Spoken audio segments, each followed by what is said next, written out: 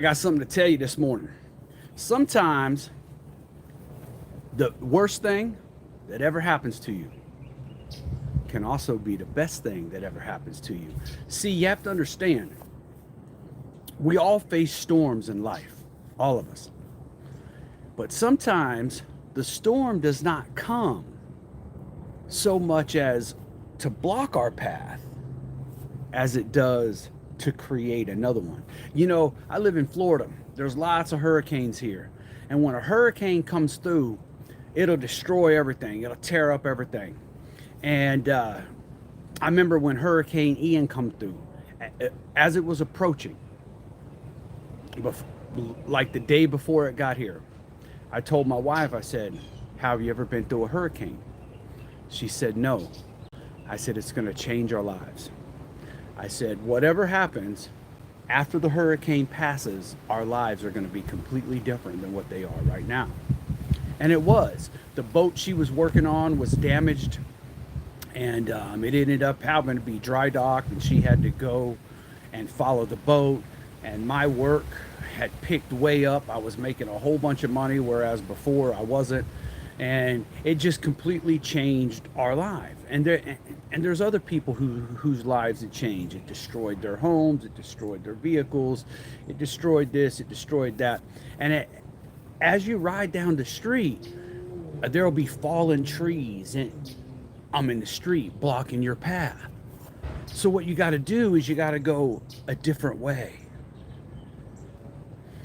And that's the whole point.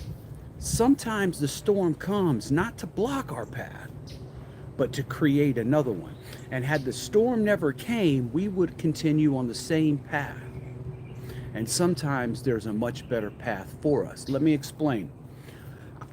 I can remember one of the worst days of my life. I ain't gonna say worst days of my life, but certainly a bad one, was back in '07. I was working on a construction crew. I was doing dirt work. I was running a front end loader. We were building roads, parking lots, that kind of thing. I had been working on for this company for about a year. And one day the boss man came to me. He handed me my paycheck, and he told me, he says, we're gonna have to lay you off.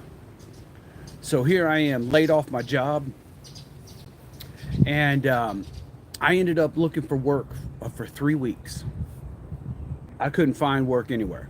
This was during '07, the recession, housing crisis, all that was going on. Everybody was going out of business. Everybody was looking for jobs. It was a hard time all the way around. The fourth week, I could no longer look for work. The fourth week, my rent was due. The fourth week, my refrigerator was empty. My cabinets were empty. My dog was hungry. And the landlord was knocking at my door. I could not look for work anymore. I had to go get some money. So what I did, out of necessity, I jumped in my little truck and I started driving around looking for scrap metal. I had never sold scrap metal in my life. I didn't know that there was a difference in metals. I mean, I knew there was steel and copper and aluminum, but I didn't know that they were priced differently. They were valued differently. I didn't know any of that. And I drove around for about 30 minutes, 40 minutes, and I seen a great big barbecue grill. I grabbed this barbecue grill. I threw it in. I'm in the back of my little four-wheel drive Chevy S10, and I took off to the scrapyard. Man, it filled up the whole bed of my truck. I took off to the scrapyard. I drove across the scales. I weighed in. I threw it out. I come back. I weighed out, and they handed me a little slip. And I looked at it, and it said that my payout was $5.41. I thought, well, this is going to be a hard way to make a living. But that day, because of the price of fuel, I stayed real close to the scrapyard, and I drove around to apartment complexes and their dumpster areas where they throw away stuff. And I drove around industrial parks, and I picked up metal. By the end of the day, I had made myself 50 bucks. And at that time, $20 was enough to fill up my tank. And then I had $30 to eat on that night. And that was more than I had done in the last 3 weeks. And that was enough to cause me to get up the next morning and do it again, and do it again, and do it again, and do it again. And before you know, I had started a self-employment venture. I started my own business, and I went on to run a scrap metal and dumpster business for the next 5 years. Probably in that time, I had made $1 million. I mean, I was making money hand over fist. I was selling money. I was selling metal by the tractor trailer load. But it all started in this little truck.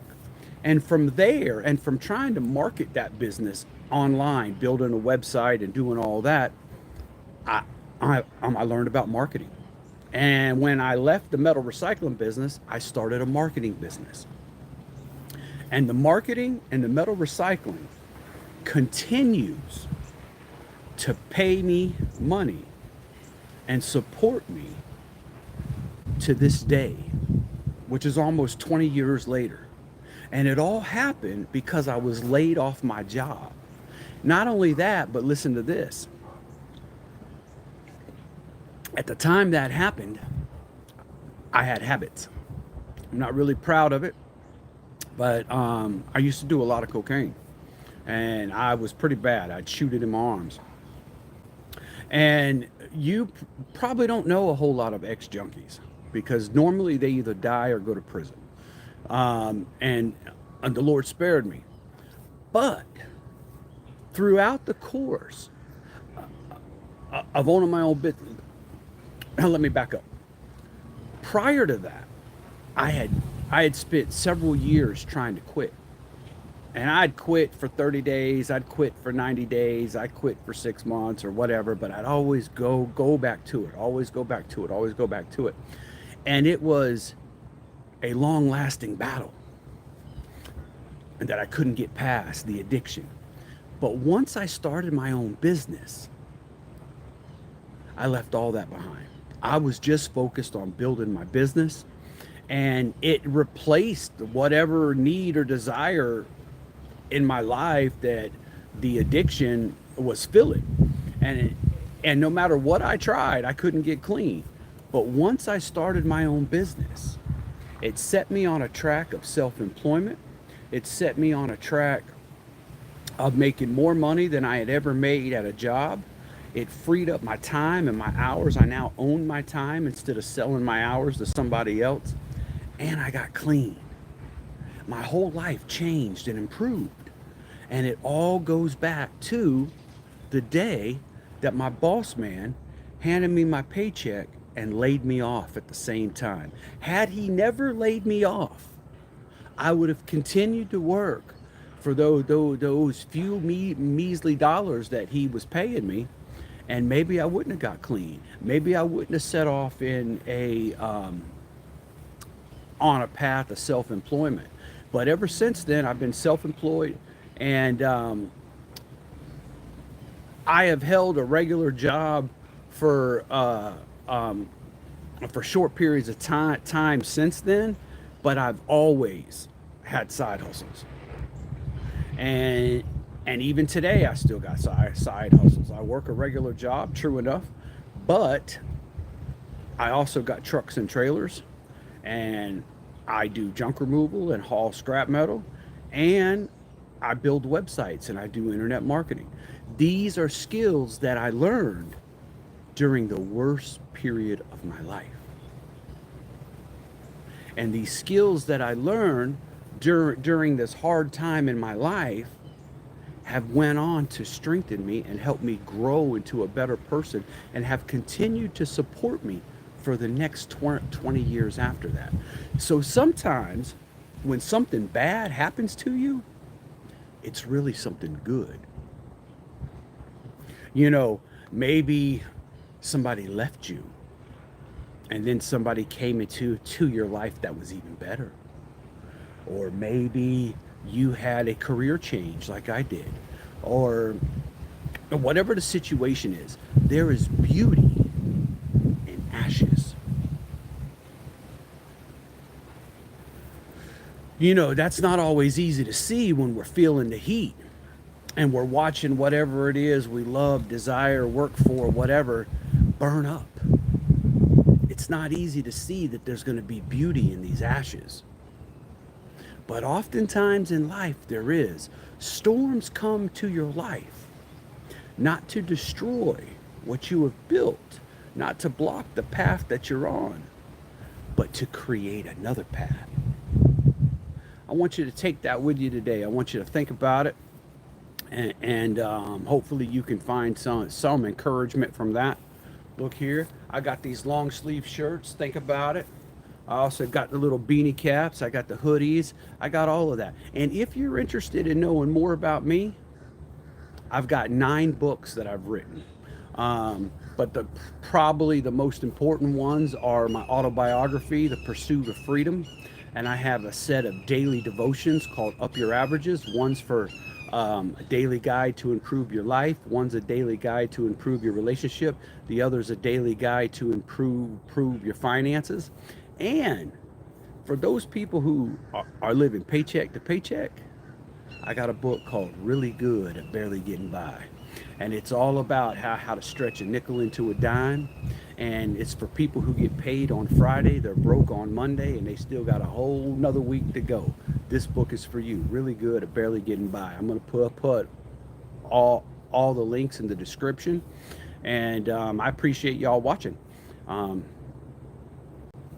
Have a good day. And as always, think about it.